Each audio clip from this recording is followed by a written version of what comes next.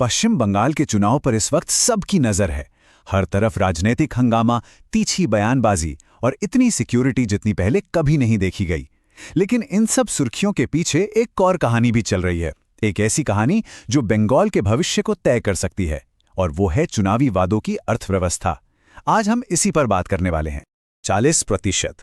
ये सिर्फ एक नंबर नहीं है, पता है, ये पश्चिम बंगाल का मौजूदा डेट टू जीडीपी रेशियो है, मतलब राज्य की कमाई पर कर्ज का बोझ। और ये एक बहुत बहुत सीरियस नंबर है जो राज्य की आर्थिक सेहत पर एक बड़ा सवाल खड़ा करता है। आज की हमारी सारी बातचीत इसी नंबर के इर्द गिर्द घूमेगी। तो चलिए शुरू करते हैं। अब ये समझने के लिए कि ये अर्थव्यवस्था वाली बात इतनी जरूरी क्यों हो गई है, हमें पहले वहां के चुनावी माहौल को समझना होगा। ये कोई मामूली चुनाव नहीं है, बिल्कुल नहीं। इसे भारत के इतिहास के सबसे तनाव भरे चुनावों में से एक माना जा रहा है। जरा अंदाजा लगाइए, चुनाव के पहले ही चरण के लिए सीएपीएफ की 2400 कंपनियां तैनात की गईं। 2400। ये मणिपुर भेजी गई फोर्स से 8 गुना ज्यादा है। किसी भी राज्य के चुनाव में आज तक इतनी सिक्योरिटी नहीं देखी गई।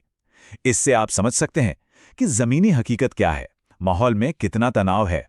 और सिर्फ यही नहीं, चुनाव आयोग भी पूरी तरह से एक्शन में है। रात में बाइक नहीं चला सकते। 800 से ज्यादा लोगों के लिए गिरफ्तारी के ऑर्डर, और तो और कुछ जिलों से टूरिस्ट्स को भी निकालने के आदेश दे दिए गए। और सुनिए, अकेले बंगाल में 483 अफसरों का तबादला। ये सब क्या बताता है? यही कि माहौल बहुत ही असाधारण है, बहुत तनावपूर्ण है।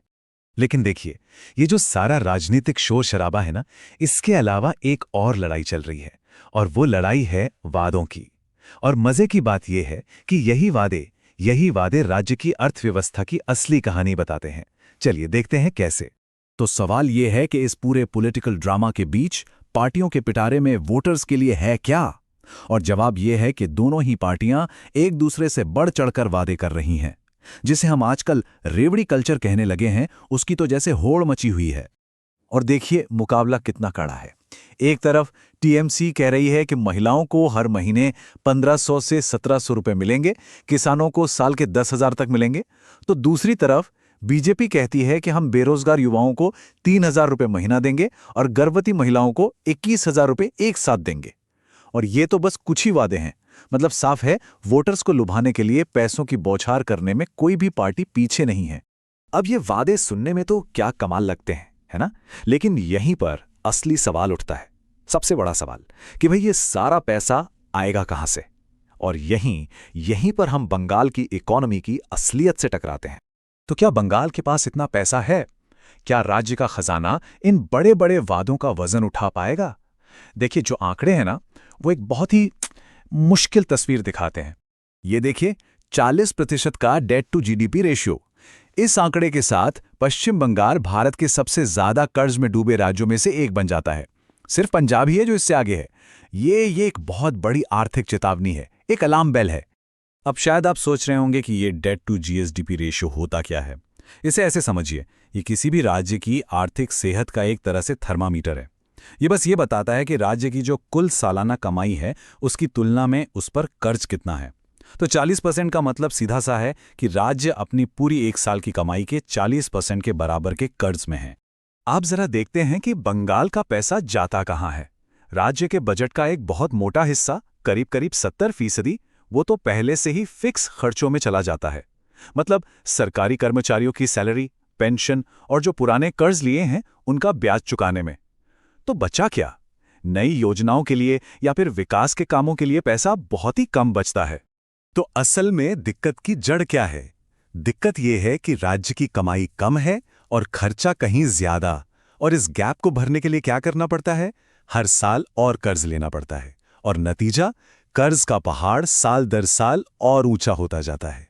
अच्छा, तो ये तो हो गई आंकड़ों की बात। लेकिन इसका हम पर, यानी जो आम टैक्स पेयर है, उस पे क्या असर पड़ता है?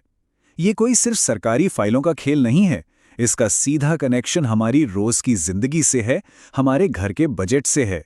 तो फिर से वही सवाल, आखिर इन सारे वादों का बिल कौन भरेगा? ये एक ऐसा सवाल है जो हर वोटर को सोचना चाहिए, क्योंकि इन फ्री की योजनाओं की एक छिपी हुई कीमत होती है, जो आखिरकार घूम फिरकर हम ही को चुकानी पड़ती है। चलिए इस पूरे चक्रों को समझते हैं, ये काम कैसे करता है। सबसे पहले चुनाव में नए नए वादे किए जाते हैं, फिर उन वादों को पूरा करने के लिए सरकार और पैसा उधार लेती है। अब जब कर्ज बढ़ता है तो बजट का एक बड़ा हिस्सा सिर्फ उसका ब्याज चुकाने में चला जाता है। तो फिर क्या होता है? विकास के कामों के लिए, जैसे कि सड़कें, स्कूल, अस्पताल बनाने के लिए पैसा कम पड़ जाता है। और आखिर में यह सारा कर्ज चुकाने के लिए टैक्स बढ़ा दिए जाते हैं और बोझ सीधा आम आदमी की जेब पर आता है। और सबसे हैरानी की बात जानते हैं क्या है? दोनों पार्टियों के मैनिफेस्टो में खर्च करने के तो बड़े बड़े प्लान हैं, लेकिन इस कर्ज को कम कैसे करेंगे या राज्य की कमाई कैसे बढ़ाएंगे, इंडस्ट्री को वापस कैसे लाएंगे, इस पर कोई बात ही नहीं है, कोई ठोस प्लान ही नहीं है।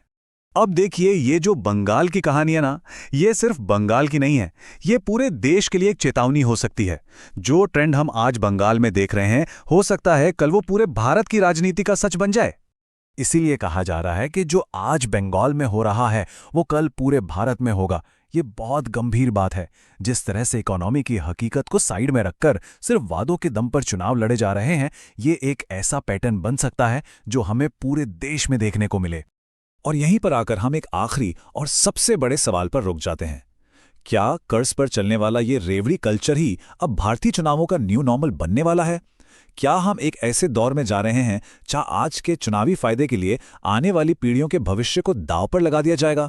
इसका जवाब तो आने वाला वक्त ही देगा, न सिर्फ बंगाल के लिए बल्कि पूरे भारत के लिए।